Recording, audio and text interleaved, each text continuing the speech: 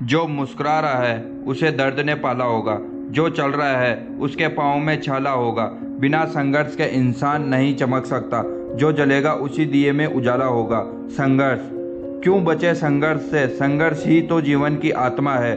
जितना कठिन संघर्ष होगा उतनी ही शानदार जीत होगी। आइए इस वीडियो में देखते हैं हम कि किस प्रकार हमें किस्मत आजमाना चाहिए, या किस्मत हमारे साथ क्या करती है, या संघर्ष और किस्मत का क्या रोल होता है हमारी लाइफ में। एक स्टोरी के माध्यम से मैं समझाता हूँ। और जिसने चैनल को सब्सक्राइब नहीं किया, चैनल को सब्सक्राइब करें और जुड़े रहें हमसे। एक बार एक किसान भगवान से बहुत नाराज़ हो गया था, और किसान ने बहुत मेहनत की, लेकिन उसकी मेहनत में खेतों में अनाज उगता, उसकी देखभाल करता, अक्सर उसकी फसल खराब हो जाती। कभी सूखा पड़ जाता, कभी बाढ़ आ जाता, कभी तेज़ धूप आंधी से कोई ना कोई कारण बन के उसकी फसल खराब हो जाती। एक दिन किसान गुस्सा आया और आसमान की ओर देखते हुए भगवान से कहा, ईश्वर, आपको जो भी सर्वज्ञता मानते हैं या सब कुछ जानते हो, आपकी इच्छा के बिना तो पत्ता भी नहीं हिल पाता, तो मुझे तो लगता है कि आप छोटी छोटी बात का भी नहीं जानते हो, और इस बात को भी आपको पता नहीं होती है कि कब बाढ़ करना चाहिए, कभी खेतीबाड़ी पे कितना नुकसान होता है, और समय में बाढ़ आंधी तूफान कैसे होता है। जब अभी दिल्ली में बहुत ज़्यादा नुकसान हुआ है पानी की वजह से, बाढ़ की संभावना तक बढ़ चुकी थी। यदि आप मेरे हाथ में यह शक्ति दे दो तो मैं जैसा चाहूँ वैसे मौसम रखूँ, और उस हिसाब से मैं अन्न का भंडार भर सकता हूँ, और सभी के साथ में ये अच्छा कर सकता हूँ, फसल वालों के साथ। भगवान ने इस इंसान के तीखे वाक्य सुनकर मुस्कुरा कर बोले, और उसके सामने प्रकट होकर, आज मैं तुम्हें वो शक्ति देता हूँ जो तुम्हें तुम्हारी खेतों की जैसी भी इच्छा होगी वैसा मौसम कर सकोगे आप। यह सुनकर वह बहुत खुश हुआ।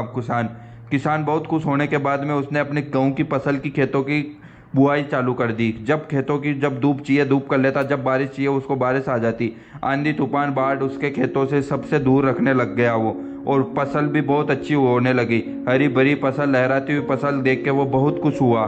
उन्हें लगा कि सबूत तो दिखाऊंगा एक बार भगवान को कि शक्ति का सदुपयोग कैसे किया जाता है, और अपने नियम के ज़रूरत बदलेंगे। कुछ दिन बाद गुजरने के बाद फसल काटने की तैयारी हुई, तो वो बहुत उत्सुकता से, एक्साइटमेंट होकर उसने फसल काटने की कोशिश करी। लेकिन उसने जब भी गेहूं की बालियों को देखा तो उसके अंदर देख के उसका सिर पटक के रोने लगा, क्योंकि गेहूं की बाली के अंदर गेहूं ही का दाना ही नहीं था, और बहुत ही सूखा हुआ था। सारे पेड़ ऐसे के ऐसे खाली थे, उसमें दान नहीं था। किसान बहुत दुखी और भगवान से रोते हुए पुकारा, हे प्रभु, तुमने ये क्या कर दिया मेरे साथ, मुझे किस बात की सजा दी। भगवान तब बोले, पुत्र, ये तुमने पौधे को संघर्ष करने का मौका ही नहीं दिया, आंधी से जूझने नहीं दिया, बारिश को सहन नहीं करने दिया, और धूप से उसे तपने नहीं दिया। उसे कोई भी चुनौती का सामना नहीं करने पड़ा, बस आपने तो बस जिसकी जितनी जरूरत थी वो पूरी करी, लेकिन उसे संघर्ष नहीं करना पड़ा। आंधी तूफान तेज बारिश धूप पड़ती है तो पौधे को अस्तित्व बचाने के लिए संघर्ष करना पड़ता है। वो अपने जीवन के जीने के लिए एक बहुत बड़ा संघर्ष करना पड़ता है, तब जाके वो अपने और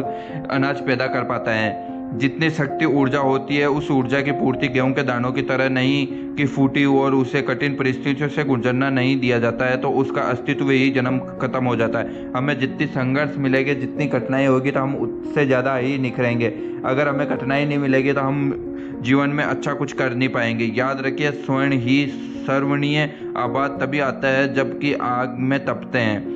गलने और हथौड़े की पीठ से जैसा संघर्ष में गुजरता है तो कोयले का टुकड़ा भी हीरा बन जाता है। जब उच्च दाब या उच्च ताप की वजह से मुश्किल परिस्थितियों से गुजरता है तो हमारी ज़िंदगी में कोई ना कोई संघर्ष, कोई भी चुनौती होती है। गेहूं की बालियों की तरह खोखली नहीं रहती और अस्तित्व भी नहीं रहता, और हम कुछ बन जाते हैं।